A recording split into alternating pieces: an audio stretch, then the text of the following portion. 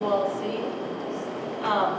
And because of that addition, which we were required to have in by law, regarding social workers and school psychologists and what their guidelines are for acting in a situation like this, we then just reworked that policy, that portion of the policy a bit in the policy subcommittee meeting we had just before this meeting to just make it clearer, so that it's clear that even though a social worker or psychologist doesn't have to call the police to the ethical concerns, they have to immediately contact the principal or other administrator that's on staff that day, and then that administrator, who just made it more clear, is to then contact the police. That's their obligation.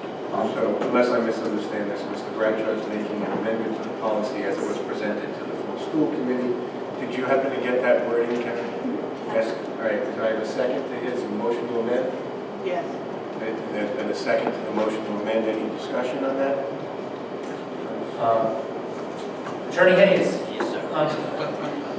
How does that language that we're talking about, where a social worker and school psychologist is not mandated to call the police, but is mandated to make a report to an administrator, who then is mandated to then pass that on to the police, comport with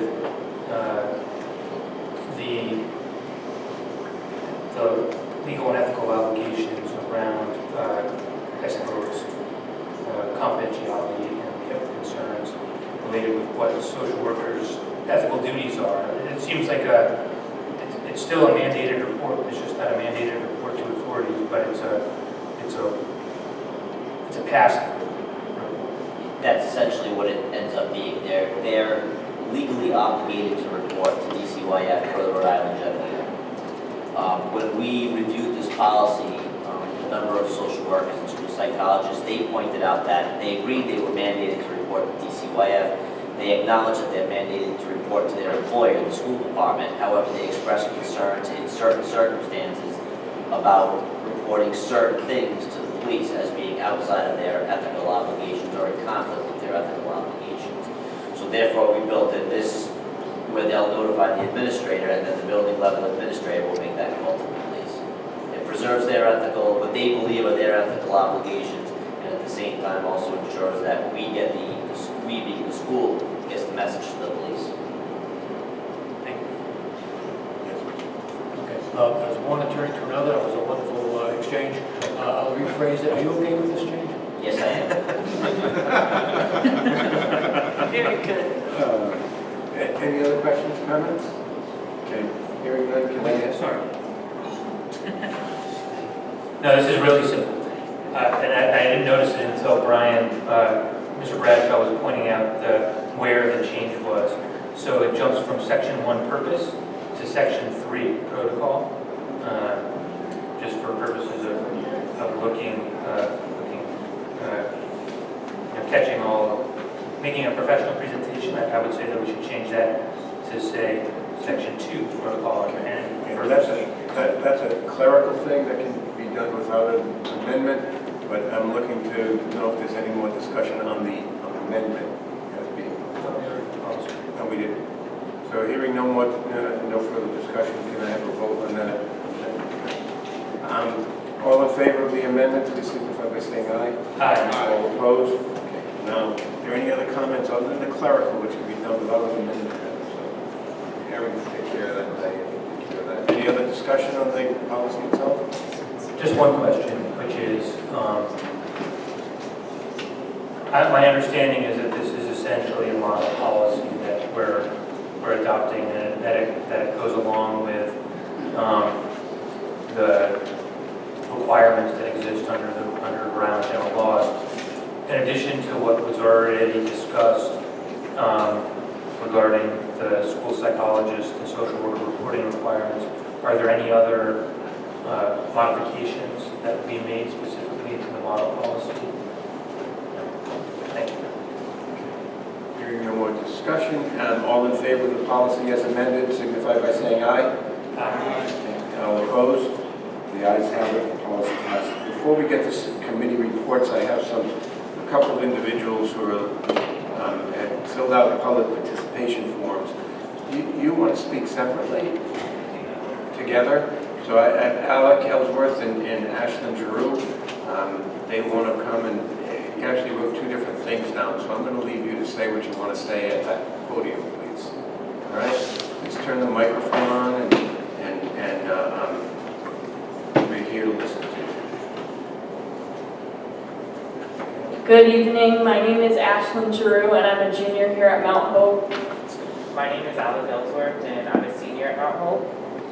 I'm here to talk about the issue of guns in schools and what we can do in the aftermath of these tragedies.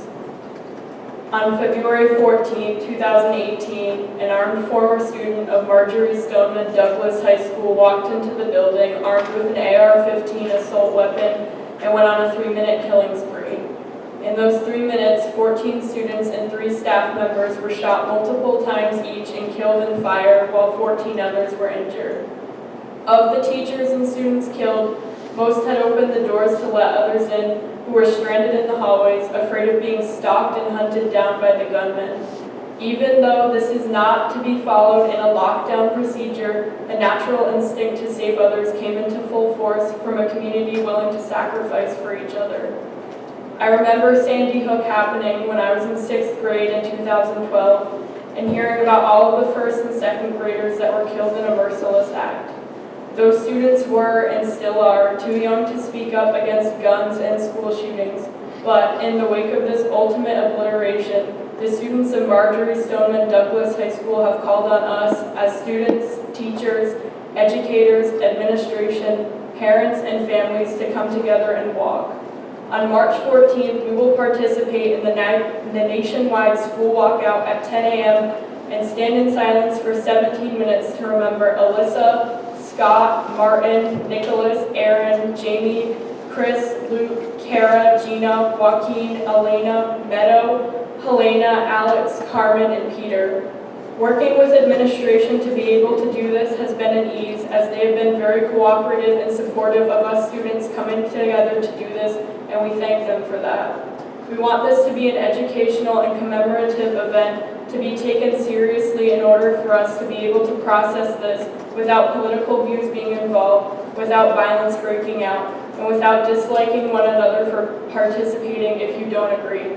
We are doing this for the 17 that were taken too early, and for the students and staff that had to witness their peers being senselessly gunned down.